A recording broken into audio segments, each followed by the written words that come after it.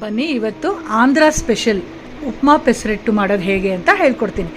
ತೆಲುಗು ಪೀಪಲ್ಗೆ ಖಂಡಿತ ಇದೊಂದು favourite dish, ಅವ್ರಿಗೆ ಎಲ್ರಿಗೂ ಗೊತ್ತಿರುತ್ತೆ. ಗೊತ್ತಿಲ್ಲದೆ ಇದ್ದವರು ಈ ಥರ ಮಾಡಿ ಎಂಜಾಯ್ ಮಾಡಿ. ತುಂಬ ಟೇಸ್ಟಿಯಾಗಿರುತ್ತೆ, ತುಂಬ ಚೆನ್ನಾಗಿರುತ್ತೆ, ಸುಲಭ ಕೂಡ ಮಾಡೋದು. ಮತ್ತು ಹೈ ಪ್ರೋಟೀನ್ ಇರೋಂಥ ಉಪ್ಮಾ ಪೆಸರೆಟ್ಟು ಅಂದ್ರೇ ತುಂಬ ಪ್ರೋಟೀನೇಷಿಯಸ್. ಮಾಡೋದು ಹೇಗೆ ನೋಡ್ಕೊಂಡ್ಮ. 2 ಕಪ್ಪು ಹೆಸರು ಕಾಳು, ಅದಕ್ಕೆ 1 ಕಪ್ಪು ಅಕ್ಕಿ.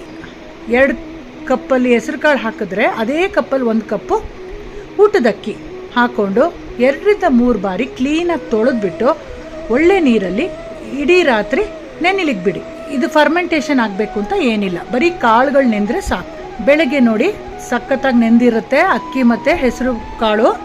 ಈಗ ಮಿಕ್ಸಿ ಜಾರಲ್ಲಿ ಹಾಕ್ಕೊಂಡು ನೈಸಾಗಿ ರುಬ್ಕೋಬೇಕು. ರುಬ್ಬಕ್ಕೆ ಮುಂಚೆ ಅದಕ್ಕೆ ಸ್ವಲ್ಪ ಕೊತ್ತಂಬರಿ ಸೊಪ್ಪು ಮತ್ತು ಕರ್ಬೇವಿನ ಸೊಪ್ಪು, ಸ್ವಲ್ಪ ಖಾರಕ್ಕೆ ಹಸಿಮೆಣಸಿನ್ಕಾಯಿ, 1 ಇಂಚ್ ಶುಂಠಿ, ಮತ್ತು ಒಂದು 2 ಪೀಸಿಂದ 3 ಪೀಸು ಈರುಳ್ಳಿ, ಅಂದರೆ 2 ಈರುಳ್ಳಿ ತೊಗೊಳ್ಳಿ. ಈ ಥರ ಹೋಳುಗಳು ಮಾಡಿ ರುಬ್ಲಿಕ್ಕೆ ಹಾಕ್ಕೊಳ್ಳಿ, ಭಾಳ ಟೇಸ್ಟ್ ಕೊಡುತ್ತೆ.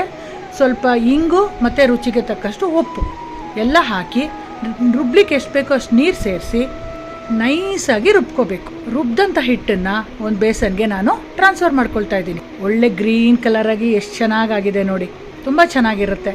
ಮತ್ತು ತುಂಬ ಪ್ರೋಟೀನ್ ಆರೋಗ್ಯಕರವಾದಂಥ ದೋಸೆ ಇದು. ಈಗ ಇದಕ್ಕೆ ಚಟ್ನಿ ಮಾಡ್ಕೊಳ್ಳೋಣ, ಸೂಪರಾಗಿ ಕಾಂಬಿನೇಷನ್ನು. ನಾನಿಲ್ಲಿ ಹುರ್ಗಡ್ಲೆ ಚಟ್ನಿ ಮಾಡ್ತಾಯಿದ್ದೀನಿ. ಅರ್ಧ ಕಪ್ಪು ತೆಂಗಿನಕಾಯಿ ತುರಿ ಫ್ರೆಶ್ ಆಗಿ ತುರಿದಂಥದ್ದು, 1/4 ಕಪ್ಪು ಹುರ್ಗಡ್ಲೆ, 1 ಕೈ ಮುಷ್ಟಿಯಷ್ಟು ಕೊತ್ತಂಬರಿ ಸೊಪ್ಪು, ಖಾರಕ್ಕೆ ಹಸಿಮೆಣಸಿನ್ಕಾಯಿ, ಸ್ವಲ್ಪ ಶುಂಠಿ, ಕರ್ಬೇವಿನ ಸೊಪ್ಪು, ಮತ್ತು ರುಚಿಗೆ ತಕ್ಕಷ್ಟು ಉಪ್ಪು, 1/4 ಟೀ ಸ್ಪೂನಷ್ಟು ನಾನು ಇಂಗಿನ ಪುಡಿ ಕೂಡ ಸೇರಿಸ್ಕೊಳ್ತೀನಿ. ಸಾಮಾನ್ಯವಾಗಿ ನಾನು ಅಡುಗೆಗಳಲ್ಲಿ ಇಂಗು ಜಾಸ್ತಿ ಬಳಸ್ತೀನಿ, ಯಾಕಂದರೆ ಡೈಜೆಷನ್ಗೆ ಒಳ್ಳೆಯದು. ರುಬ್ಲಿಕ್ಕೆ ಎಷ್ಟು ಬೇಕೋ ನೀರು ಹಾಕಿ ಈ ಥರ ಕೋರ್ಸಾಗಿ ಚಟ್ನಿನ ರುಬ್ಕೊಳ್ಳಿ. ಇವಾಗ ಚಟ್ನಿ ಕೂಡ ರೆಡಿ ಆಯಿತು. ನಾನು ಆಲ್ರೆಡಿ ಉಪ್ಮಾ ಪೆಸರೆಟ್ಟು ಅಂತ ಹೇಳಿದ್ನಲ್ವಾ, ಈಗ ಉಪ್ಮಾ ರೆಡಿ ಮಾಡ್ಕೋಬೇಕಲ್ವಾ.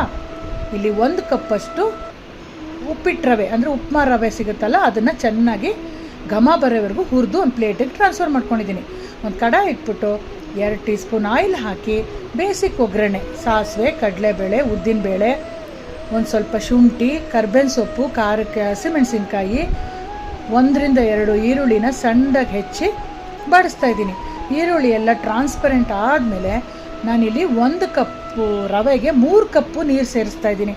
ಯಾಕಂದರೆ ಸ್ವಲ್ಪ ಸೆಮಿ ಸಾಲಿಡಾಗೇ ಇರಬೇಕು, ತುಂಬ ಉದುದ್ರಾಗಿ ಉಪ್ಮಾ ಮಾಡ್ಕೋಬಾರ್ದು. ಪೆಸರೆಟ್ ಅಂತಂದ್ರೇ ಅದರೊಳಗಡೆ ಸ್ವಲ್ಪ ಲಿಕ್ವಿಡ್ ಫಾರ್ಮಲ್ಲಿದ್ದರೆ ನೀಟಾಗಿ ಸ್ಪ್ರೆಡ್ ಮಾಡ್ಬೋದು. 1ಕ್ಕೆ 3 ಕಪ್ಪು ನೀರು ಹಾಕ್ಕೊಂಡಿದ್ದೀನಿ. ಮತ್ತು ಸ್ವಲ್ಪ ತೆಂಗಿನಕಾಯಿ ತುರಿ, ರುಚಿಗೆ ತಕ್ಕಷ್ಟು ಉಪ್ಪು, ಕೊತ್ತಂಬರಿ ಸೊಪ್ಪು